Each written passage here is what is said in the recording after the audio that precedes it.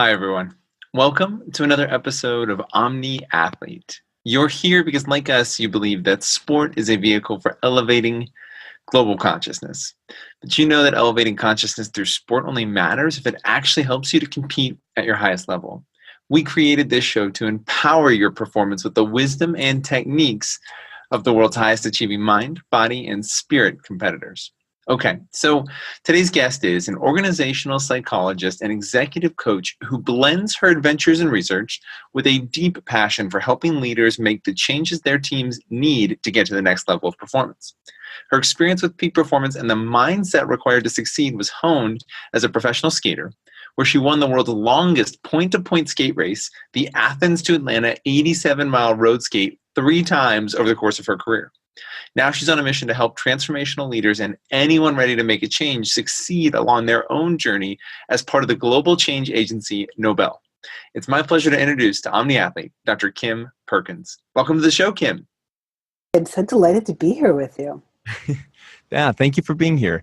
This is a really exciting episode for me because we have not yet had an opportunity on Omni Athlete to dive very deep into the organizational dynamics of sport and the team dynamics of sport. So a place that I would love to start is this idea that I've heard you speak before about, which is the difference between maybe a mechanical view of teams or organizations, right? And a more organic and dynamic view. If you could kind of tease those apart and then kind of help us bridge that into sport a little bit.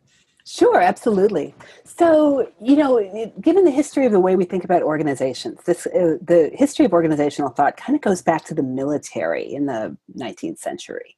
So, and this is the first time people were thinking about how people come together to do a thing and how you can best deploy people at various levels in an organization to get all the work done. So, based on the military model, you've got a lot of division of labor, you've got ranks, and the idea is that everybody's kind of a cog in the machine. And if every single person just does what we tell them to do in the way we tell them to do it, then everything will be fine. And so that's kind of the mechanical model, where you're thinking about you're a small cog in the machine, you have a part to play, you should not deviate from that part. And that cog can be changed out with any other person at any other time as long as everybody's doing the same thing. And that's kind of a lot of our inherited model of what organizations look like. But that doesn't really have that much to do with the organizational environment in which we find ourselves now. So now we think of things in much more of sort of a networked and biological viewpoint, where maybe the individual sort of is a human being looking after their own needs, doing their own thing, having their own, fulfilling their own purposes and meanings and motivations through doing the work. But then that means that people are a lot less interchangeable, and it makes for a much more dynamic environment. Because so the good part is that you can respond to what else is happening in the world in a rapidly changing environment much more easily than you can if you're thinking of this as sort of a 19th century steam engine. The model for the new organization is more like the brain, where there are different areas that are more concerned with different things, but the brain compensates. If something happens to one part of the brain, then some other piece of the brain picks that up and tries to compensate for it. And that's kind of much more like today's dynamics. And so the good news is that you can work in a more fluid environment when you think about things this way. And the tie to sports, I'll say specifically to my sport, because I was as a speed skater, the tactics are exactly the same as in bicycle racing. So I'll talk about it that way since that's something that everybody's more familiar with. Sure. And in speed skating and bicycle racing dynamics, obviously, the goal is to get to the finish line first, but you can't just do that by merely going faster than everybody for the entire race, because you can't, it's the nature of the wind and the draft that you will be expending 30% more energy with than if you have your group with you. And so you're constantly and you have a team of people who are supposed to support you, but it's also possible that those people are not in a spot to support you as the changing dynamics of the peloton happen, And so with in racing tactics, you are constantly iterating. You're kind of testing things and seeing what's happening and seeing who's coming with you and seeing who's doing what. And in this way, you're working strategically with these very dynamic forces rather than, here are the people on my team, here are the people on your team, I'm going to get there first. Sometimes you have to be last in order to be first, and so it's a much more dynamic world. And so that's part of the reason that attracted me to organizational psychology when I was done being an athlete, was because it really was about psychological and strategic complexity, and dealing with that rather than really simple mechanical dynamics. So there's this push and pull that we talk about a lot with the nature of competition, and I'm super curious to hear where you've seen this show up, both in a professional organization, right, in a business, but also in sport and in racing. So this notion of how does our competition, what is our relationship to competition? Like in a race, you're iterating, you're learning, you're in this very, very real-time feedback loop, very much so like business, and you're iterating based on what your competition's doing. Sometimes maybe you're pulling from them, sometimes you're so what is that dynamic with competition, and what allows a more fluid organization to maybe leverage that dynamic more effectively? Great question. I'm so excited to talk about this, since I spent a lot of time thinking about this and ensuing years in grad school after sports. So the thing about competition is that there's two real ways that people tend to think about competition in terms of what it is we're here to do. And so some people think of it as, we're here to demonstrate dominance. We're here to show that we're better at this than you, that we are number one. Right? And then there's another way you can think about it, which is more like, we're here to test where we are today to see how much we have learned. Have we learned enough compared to these other people that we can achieve the outcome we want? With everybody also, with the assumption everybody's trying to achieve the same outcome. And the experience you have of competition, and certainly your peak performance, is, I found in my research, very dependent on which idea of competition you embrace. If you think you are there to demonstrate that you are number one, then failure is not an option. That's a real problem, because in our complex world, there's going to be a lot of failure, and you have to live with that, right? Then you tends to be just a more rigid and brittle place. It doesn't tend to come to those resilient outcomes. And also, if you're worried about whether you're winning or not all the time, you are not playing the game at your best, because you're not focused on the game, you're focused on your identity. So you're looking kind of inward. And that's been something that's been shown in the flow research over and over and over. That's why being in flow is so great for winning, because you're not paying attention to yourself at all. You're just paying attention. You're completely absorbed in the situation around you. And that makes for a much higher level of performance. And so in thinking about this I did some work on figuring out healthy from unhealthy competition, and also where does competition in a business setting really turn into excellence, and where does it turn into a real social problem and an incentive problem, and something that drags down your workplace culture. And I came up with two main things. The main thing is that that people have to opt in to competition to make it something that's good, that promotes excellence. And so there's a lot of time, for a lot of reasons, people don't like competition. I actually found it very hard to find areas of work where you could measure competition in a positive way, because when competition is for scarce resources that we need, it's not a game anymore. This is war. And that's inherently not positive, because it won't allow you the emotional resilience and the complexity of behavior that's necessary to really achieve excellence. So it has to be opt-in and has to feel more like a game. So it can't be it can't be for all the marbles in the way that it kind of is sometimes in sports, and it makes it fun. So it's an interesting dynamic there, because people depend on their jobs for their income and their families and their careers, and there's just so much more riding on it than there is in sports, unless you're a NFL player, for example. What's so fascinating there, right, is that this notion of opting into competition.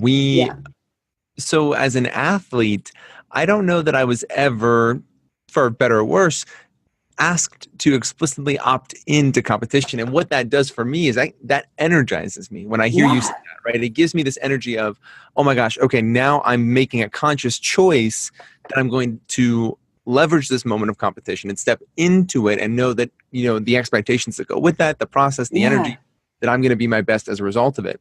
So it's energizing. And I wonder, what is the role of a coach or a leader in helping to facilitate that opt-in around competition? Yeah, that's a great question. I'm gonna tackle that a different way. Yeah. And say, what are some of the things that make people not want to opt in? Sure. And some of the things that people make people not want to opt in. Honestly, there's a lot of gender roles stuff that comes into play here. There's a lot of really interesting theories talking about how men's and women's nervous systems tend to be operating on a different level from an evolutionary perspective. Sure. And displaying dominance and jockeying for position is something that tends to energize men and tends to make women anxious because of, traditionally the way that women dealt with anxiety producing situations was to sort of band together. And so if there's some people dominant, some people are more than, and some people are less than, that threatens those bonds, so it's, So I would say that in order to get people to embrace the beauty of competition, you have to be able to feel that it's not threatening to social bonds. So when I was a skater, I trained almost exclusively with guys. My coach was one of the most famous guys in the sport, and I trained with his team, and it was usually me and 5 guys out there doing some really dangerous things for training, and it was really fun. And every day we would go out there and we would see who was first, second, third, fourth, fifth, and we'd go out there, try to, beat each other up and humiliate each other. And at the end of 2 hours or 6 hours or whatever the day was, we'd go have a burrito and compliment each other and be best of friends, Right. And the women I found it was very hard to find women skaters who could do that way. I think I only had 1 or 2 female friends where we could go out and try to kill each other and still be pals. And that's because it's very different the way the social bonds, that's a way of getting close for men, and it's a way of literally destroying the competition for women. So it's different. So that comes into play in the workplace. So I haven't written extensively about this, but one thing that I'll talk to you about is that I made kind of a typology of approaches to competition. And it's kind of a 2x2. I wish I had a little diagram for you. It's a 2x2 thinking about the extent to which you enjoy it and what you think it is we're doing here. So if you think that you are, one of the things I said about it before is that you have to opt in. And in order for you to opt in, you have to feel like you have a chance of winning. Right? So if you're not very good at something, so like I will race you to the corner because I think I can win, right? But there's some things that I'm not very good at. Like I'm terrible at doing math in my head. I can do very advanced statistics, but I need to do it, I need to write it down or do it. So if we're going to solve math problems in my head, I am not going to compete with you on that because I cannot do that. Sure. And so that's kind of the second thing that people have to do is, it has to not threaten social bonds, and you have to feel like you have a chance of winning in order to enjoy that. And if you have both of those things, then you can actually be very creative in competition to think about ways to win, new ways to defeat the game, when you think about it. And then that's a place of really great excellence when you have a partner who will push you to come up with new ways to get out in front of them. That's a really creative place. But one of the things I'm finding is that's fairly rare air, that doesn't happen all the time. And so in most situations when companies are trying to do sort of like a blanket competitive policy, it means that people are spending an awful lot of time jockeying for position and worrying about their social bonds rather than having these blessed circumstances that I think a lot of people have been through, where having a rival or a competitive situation does bring out the best in them. It's easy to take the social bonds for granted in an environment where you are naturally part of a team, right? So there's this kind of inherent dynamic as an athlete, especially when you're on a team, right? That it's almost this implicit expectation that the social bonds are there. But the truth is that that's not necessarily our subjective experience, right? We It's not this implicit thing internally. So what are some of the practices that you've seen, whether it was in when you were skating or whether it's now in the organizations that you've worked with, that help to build those social bonds and maintain their safety? And I know we've talked about, or haven't talked about yet, but psychological safety and that role in really keeping that team strong and connected. Yeah, that's a great question. Psychological safety is such a big deal. And so one of the things that we do organizationally, you have a lot of our clients at least try out is the idea of at the top of every meeting doing a quick check-in. And this doesn't mean like some deep sharing from the bottom of your soul necessarily, but it's just sort of like, what's on your mind today that is at the start of this meeting that doesn't have anything to do with this meeting, So this helps us, like sometimes people will be like, well, my cat is sick and I'm really worried about how that's going. And that means that if they look distracted or sad in the meeting, we can go, oh, maybe it's because their cat's sick and not because they hate what we're saying, Right. So that really helps us kind of interpret where people are at. And it also really humanizes people so that we're not just, so we don't treat each other like we're just cogs in the machine, that we're just doing a job and it's all about the job. We can really see of our humanity. And we see a lot of times it takes a minute for companies to get their minds around doing this practice, even though it's something that, was hatched at Google and we've been spreading. But we find that it has a really surprisingly large effect toward humanizing people and helping people think of each other as humans and not either, threats and opportunities to what you're trying to do. So that's one way that we build psychological safety. And a lot of it really has to do with trust. And people often think of immediately whenever I ask people what allowed your team to, you or that person to start to trust each other, they always say, well, just amount of time in. And I'm like, I don't think so. We all know people for 20 years that we don't trust, right? Yeah.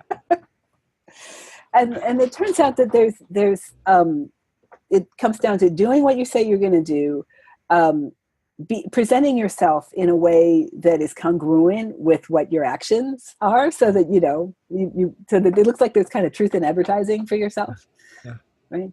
And that you can kind of build it by being kind of vulnerable and telling people what's really going on for you. And again, not in the deepest dark, not sharing the deepest depths of your soul, just surface level is something that people forget to do. And these things do tend to build trust and build social bonds. And the other thing that I think is really important to talk about here is, we talk about how there's nothing brings people together like a common enemy.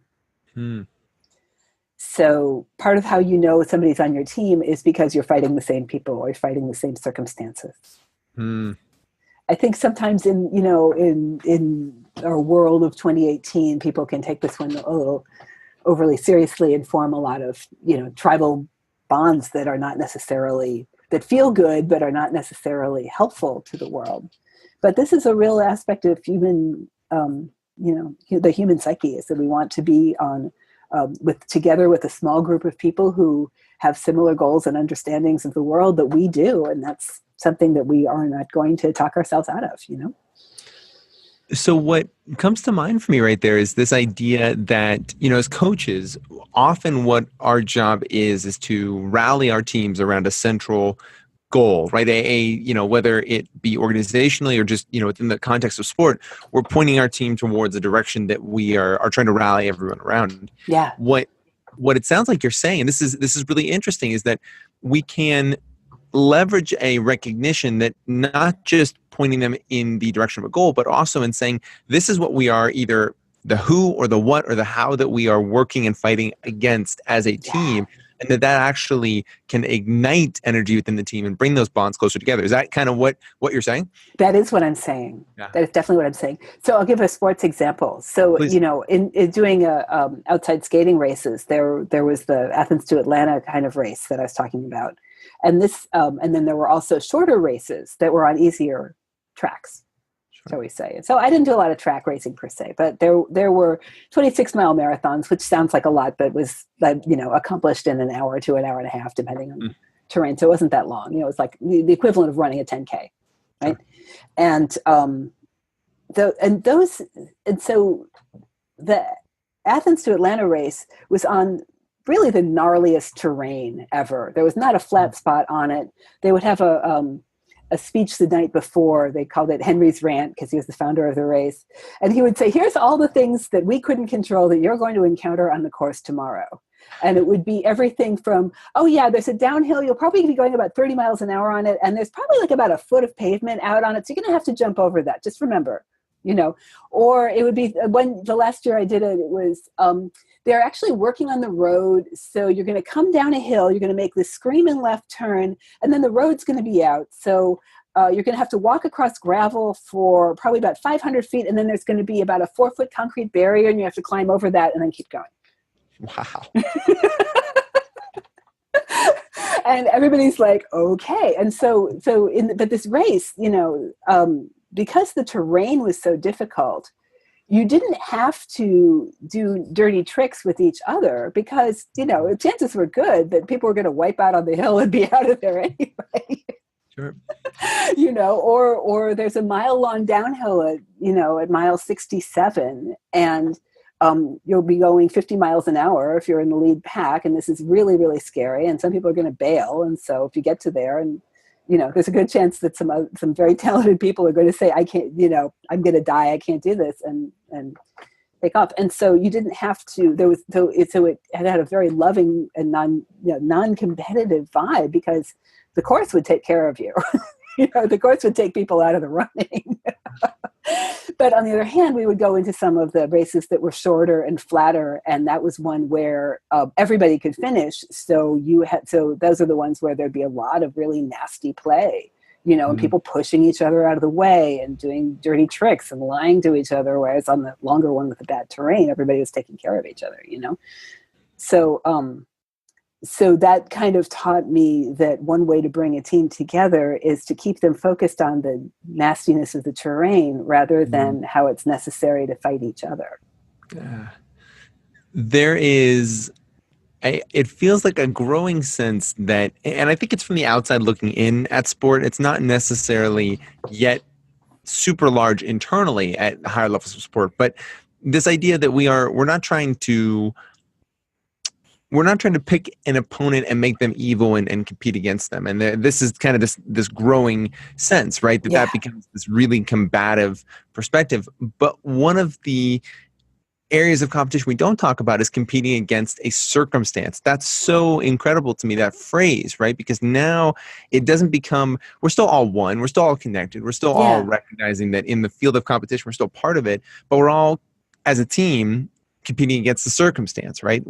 We are trying to overcome, work through, eviscerate that circumstance, not necessarily the competition. That is a much different feeling than go dominate Joe on the other team. Yeah.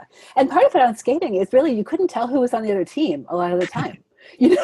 We might all be wearing the same uniform, but just like in bike racing, the tactics are such that you're in the larger peloton, and then you're going out on breakaways.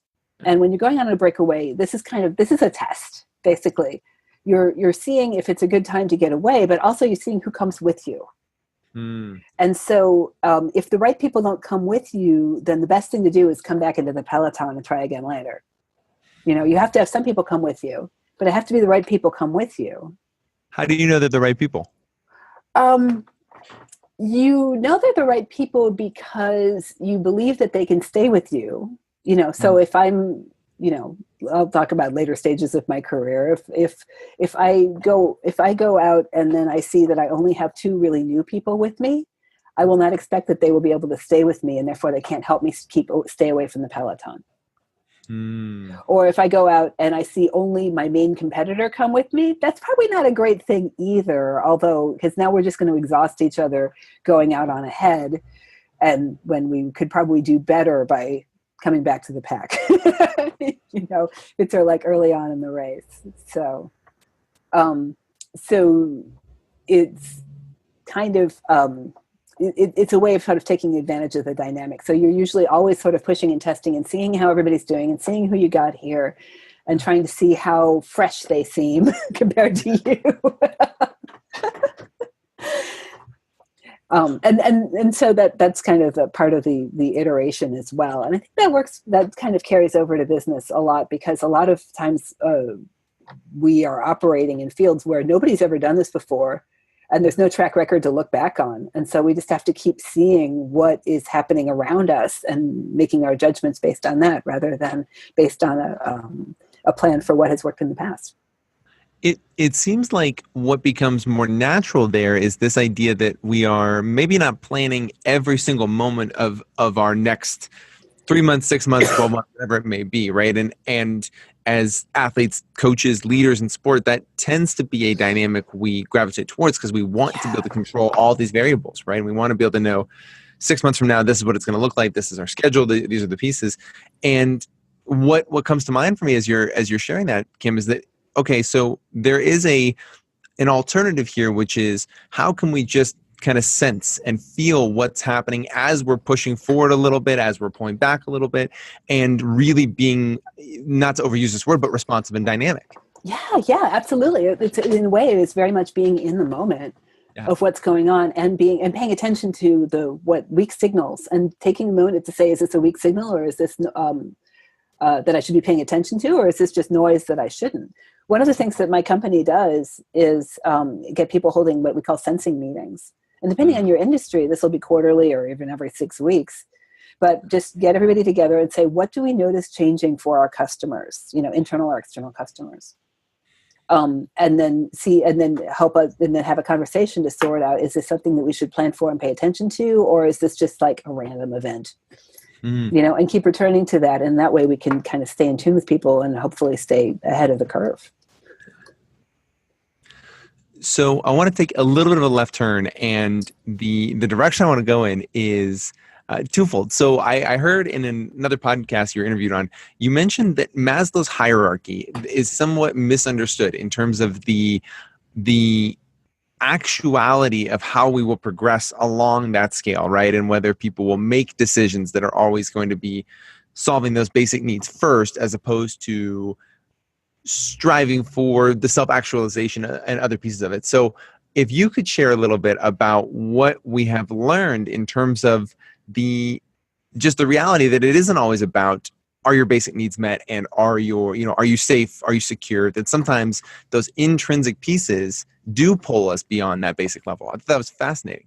Oh yeah, let me tell you. This is a little bit about the history of some research in motivation and the, paradigms at play in psychology over the last 50 to 100 years. So, in the beginning, of more scientific psychology, we learned what we knew about motivation by doing animal experiments, by running rats in mazes and seeing what happened for them. And so this came up with a very behavioral idea of motivation, which is all about rewards and punishments and reinforcements. And a lot of us, learned that in Psycho 101 in college. And kind of out of that came Maslow's hierarchy of needs, which is a pyramid. And on the bottom layer of the pyramid, meaning the things that people must satisfy first, are the physical needs like eating and sleeping, etc. And then once you get the theory goes that once you get sort of satisfied with those, then you can start thinking about social needs for esteem and love and respect, things like that. And then once those get satisfied, then you can think about really individual personal needs like self-actualization, what is my purpose in life, things like that. And this makes some good sense, because if you're, outside in a rainstorm and need some shelter, the idea is, why would you be thinking about self-actualization at a time like this, right? But the problem is that this doesn't really describe how humans behave in the real world. And so one of my advisors in my PhD work is Mike Csikszentmihalyi, and he, as you may know, is the founder of flow theory. Yeah. And he started his career studying his artist friends. He said, these people live in a garret and sacrifice everything so that they can paint all night. They sacrifice sleep and food and, comfort and everything else in pursuit of this self-actualization. What is going on there? And that's how flow theory got started, was that there's something that was even better than sleeping and eating that people were after. And that was the flow state that I think we're all pretty familiar with as athletes. And so from then, that became sort of the foundation of thinking that there are things that are just inherently, intrinsically motivating rather than as a means to an end. And that kind of upended the way that people were thinking about why people do what they do, that sometimes that's, you would rather do anything that gives you that state than you would take care of your basic physiological needs. Mm-hmm. So as coaches, what does that, and as leaders, right? This isn't just a question related to athletic coaches, but just as leaders in sport, as coaches, leaders in any field, what does that information tell us about how we can lead our teams, lead our players? If we know, because the reason I asked this question is what struck me there is we are so ingrained to think, are those basic needs met, right? I think as a coach, one of the quintessential things, as a teacher, one of the quintessential things that goes through my mind first when working with a student or an athlete is to say, okay, what is your world? Are those basics in place so that we can begin to build on top of those? But it doesn't sound like that's necessarily a requirement if we give the right context, the right experience, the right opportunity. Mm-hmm. So how can coaches and leaders allow their players, their teams, their just community to take advantage of finding that deeper connection? The great, as we know about flow states, it's very, it's hard to put somebody in a flow state, but it's very easy to get them out of a flow state. Mm-hmm. Right? So staying out of the way of people's flow states is one thing. And, it's really very interesting because a lot of times, when you're talking about that, I was thinking about a dear friend and erstwhile teammate of mine who was really motivated by adversity. In a way that I personally wasn't. So after we trained together, she ended up going to Europe to compete on a team there. And the coach picked up on something, picked up on her desire to be motivated by adversity and would do things to just get in her way all the time. Like one time they didn't quite have enough beds for everybody and she was the one who had to sleep in the broom closet. And she got up and won the race the next day. Wow.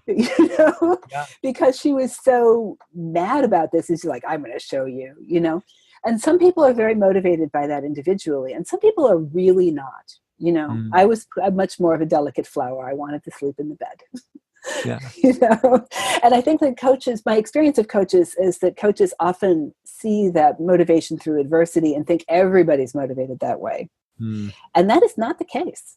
That is not the case. Some people are highly motivated that way, and other people that will be very demotivating for them to not have that feedback. And you really have to pay a lot of attention to see who you got here. One of the things we talk about in leadership is that we all think everybody is motivated by the same things we are. So that, for example, if we're really motivated by like money or a raise, we'll assume that everybody's only doing everything for the money. And that's not true.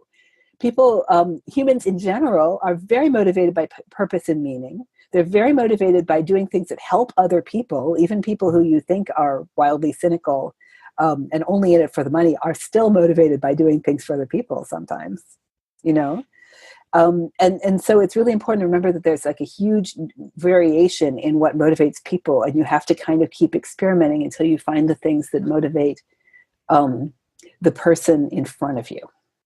How do you teach coaches to tease out that difference of understanding, is this something that I'm motivated by, or is this something that I'm responding to my employee, my team member, my player, my athlete who's saying, I'm motivated by this? Yeah. So I usually try to get people having conversations with the people around them about why they're doing the work they do. What gets you out of bed in the morning? What part of this do you love?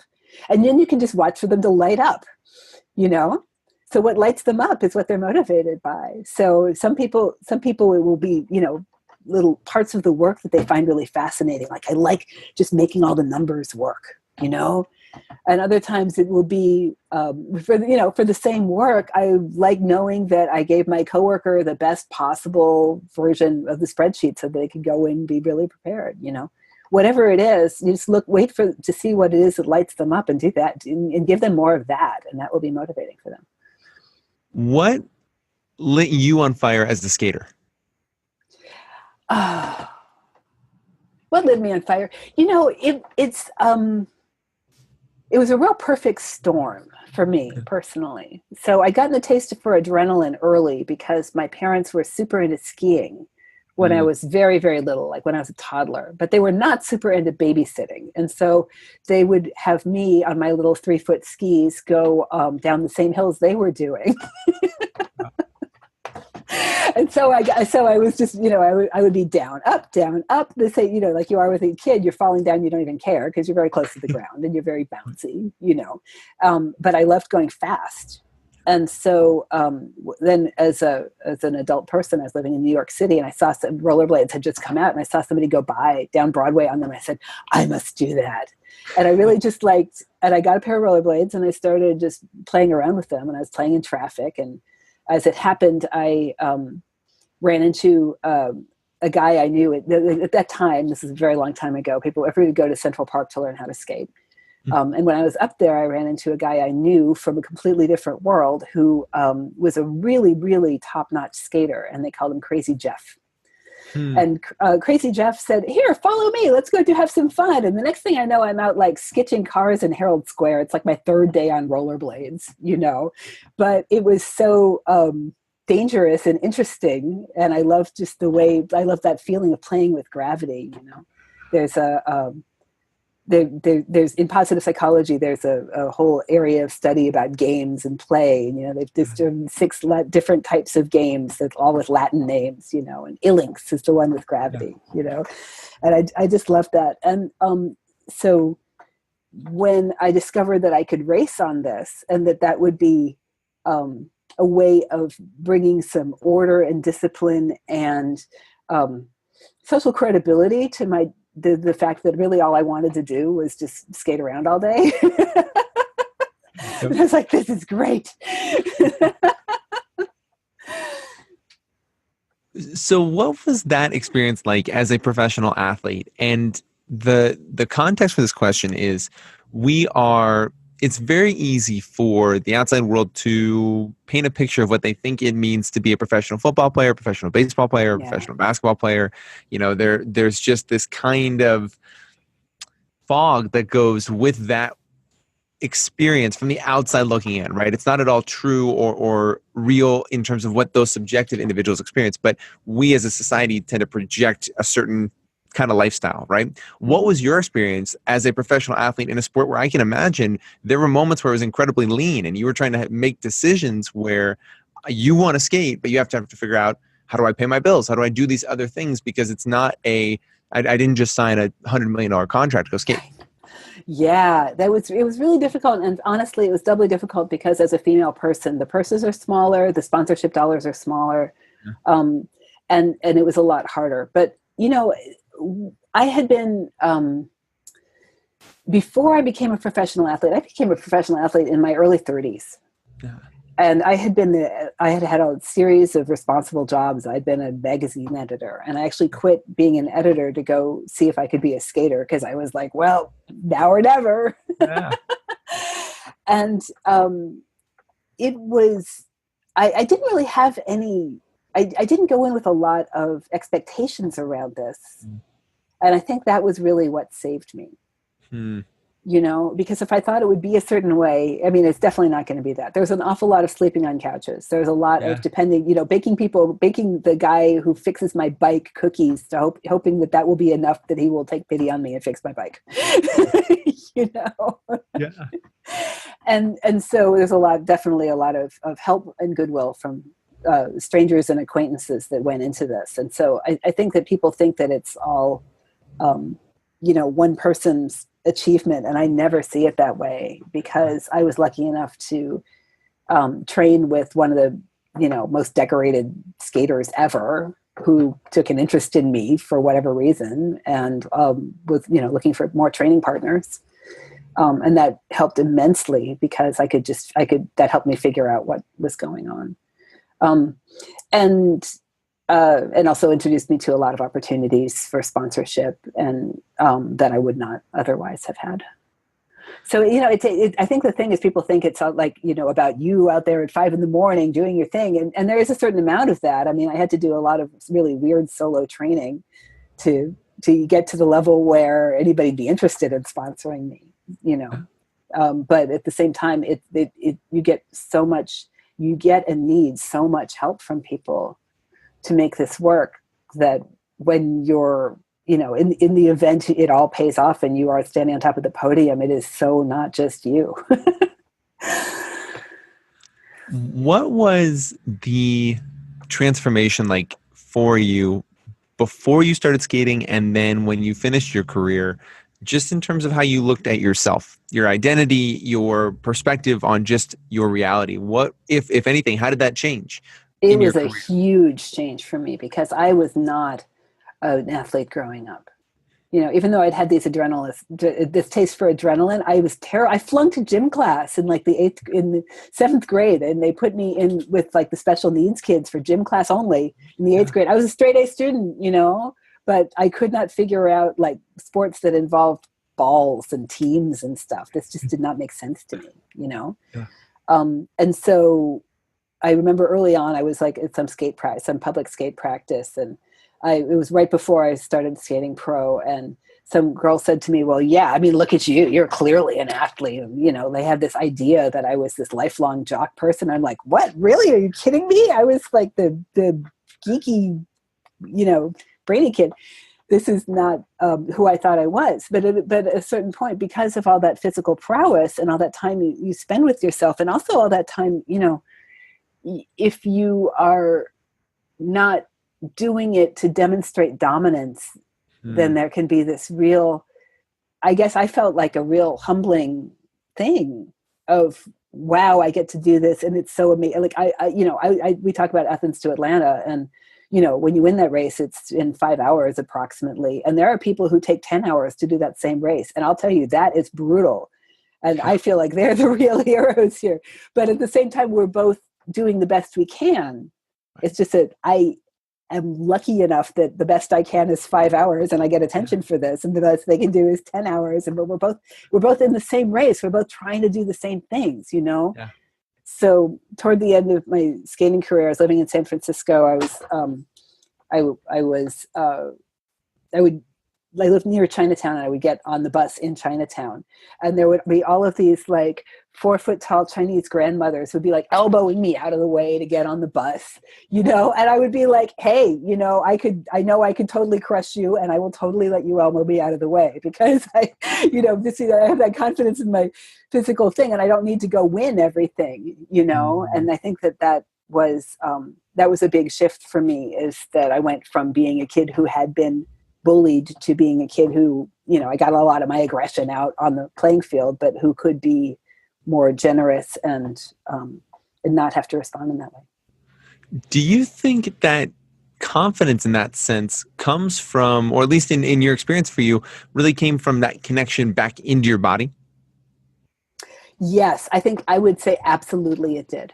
And I would say that now, as I go through the challenges that face me now, it are completely different challenges, leadership challenges and things like this, and challenges of being a part of a small and growing company. That the way that I face that is still by going back to my body and being in my body. It's not really mindfulness; it's really more embodiment. I feel that is the thing that makes allows me to grow and brings me back to a place where I can take on these challenges and do okay. Wow. Yeah. It's incredible, Kim. Before I ask my final question, my words are jumping ahead of me here as I get excited. Where can these guys go to connect with you online? So you can connect with my company is Nobel Collective, and you can find us at nobl.io. We have a great repository of tools and practices and ways of working to help bring out the peak performance for you and your team. My personal website, kimperkins.com, it is got some fun writing there. And of course, this podcast will live there. And I have just started a new writing site called Discourse Inferno, which is about communicating. It's a very silly and, probably use the dirty word once in a while site, but it talk about psychology and leadership and other fun things. That's great. So this show is called On the Athlete, and our final question is really aimed at understanding what it takes to be the ultimate mind, body, and spirit competitor. So for you, Kim, what does it mean to be an On the Athlete? I was looking at some of the other responses I found online to this question, and a lot of people talk about really giving it your all. And there's really not a substitute for that. And that's difficult in organizational life, because we play so many roles. We have to, we have our content role where we were experts, and we have our managerial role. And if we have families, we have stuff we have to do there. But I think it really is about giving everything you have to what's in front of you, because that's what makes it multiply. And it's this weird thing, and I can't explain it, and I don't have science for it. But I do know from experience that when you hold back, your resources get limited. And when you give it everything, then suddenly you find more to give. Wow. Thank you, Kim. Thank you for being on the show, too. This has been absolutely incredible. Guys, I cannot say enough about Nobel and Kim and their team and what they are doing in the world of just organizational change and leadership and development. And more importantly, for us as Omni athletes, as Omni coaches, there is a whole world in front of us where people are constantly learning and iterating and understanding what does it take to build a responsive, dynamic team that can work together and put everybody in the best possible position to succeed. So go dive into their world. Go check out the content that Kim's putting together. Go understand the principles that she's sharing in this interview and that we're really talking about right now, because it's not just, we don't have to just live in an athletic silo. We can live in a world, in a space where we draw from whatever works. And right now, Kim and her team are literally leading the charge in this space. So please go dive deep into their world. Check out her website. Check out every bit of content they put out. It is absolutely incredible. And until next time, guys, thank you for watching this episode of Omni Athlete. Thank you. Hey, what is up, guys? Thank you for watching another episode of Omni Athlete. Please go like and subscribe to our podcast. That is our goal right now, is just to build this community as big as we possibly can, and we need your help to do it. So like and subscribe, share our content, guys. If this content adds any value to your world, that helps you perform, connect, go deeper, go wider, whatever it is that it does for you, if it provides value, all we ask is that you share our content and help grow this community. We can't accomplish our goal of elevating global consciousness through sport without you. You are an integral part of this mission and this purpose, and we need your help. So please go like, subscribe, and share our content, and continue to help us build and grow this community that is truly motivated to not just elevate consciousness, but elevate and shift the very culture of sport, so that we can truly experience the athletic experience in a brand new and energizing way for so many people, guys. So thank you, and please like and subscribe. Until next time.